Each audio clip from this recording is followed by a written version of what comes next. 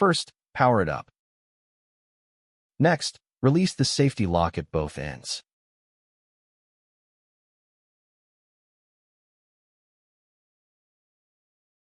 This one needs to be released too.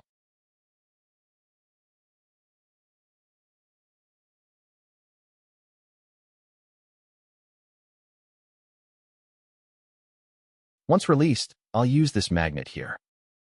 Place it right here. You've already connected it to the drone, right? Once connected, refresh the system. Refresh it and take a look. On the left front arm, no alt port. This shows the wiring is intact and the magnet is functioning properly. However, once the safety lock is installed and secured, if the position sensor still fails to detect when locked, inspect this internal wiring here. Use a flashlight and check this. Shine a flashlight inside. Check for any wire coiling inside. Alternatively, loosen this screw.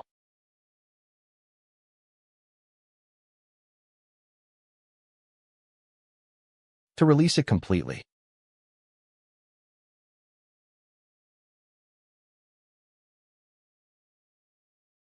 once loosened, carefully pull it out. Pull gently, avoid applying pressure. If handled too forcefully, the wire may snap. Next, inspect this wire. It is aligned on this side. Both wires must run parallel on this side. Prevent coiling or twisting. Don't thread the wire underneath here. Emerging at this position. Avoid winding like this, assuming everything checks out. Reinstall it.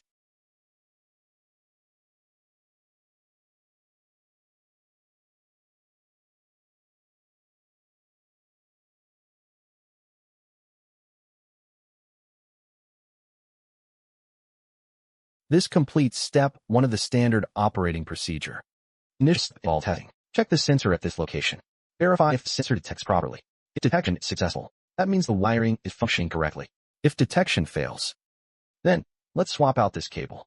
Once the cable's in place, run same testing as shown before. Test it. Position sensor first, and if the position sensor is functioning properly. Now let's open up this compartment. Inspect the cable routing installation. Check for accidental cable loops. If no loops are present, restore all components to default position. Complete reset before proceeding. Reattach the safety lock. Don't forget to apply thread locker here.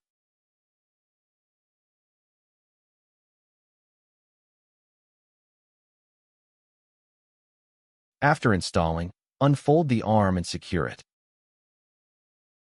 Once secured, refresh the remote controller display.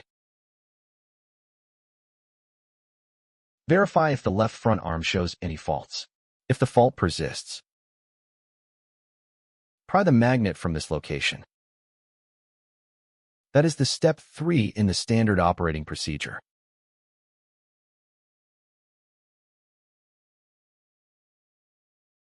Carefully pry open the protective rubber layer. You'll find a small hole here. Next, use a small screwdriver to pop this out. When popped out, the magnet will be released. With it removed, you may swap in a new magnet. Alternatively, for this magnet, clean off the adhesive around the edges. Then firmly reseat it. But why not just remove that top adhesive layer completely? Think of it as adding a shim, building up thickness to protrude slightly, before resecuring the safety lock. Remember, you must inspect this carefully. Make sure there is clearance between the magnet and the carbon tube. Avoid direct contact with the carbon tube. Next, perform the fault diagnosis again. Once the left front arm reports no issue, you're good to go. Next, apply black adhesive at this place. After applying adhesive, proceed to the nut section below. Tighten the bottom nut securely.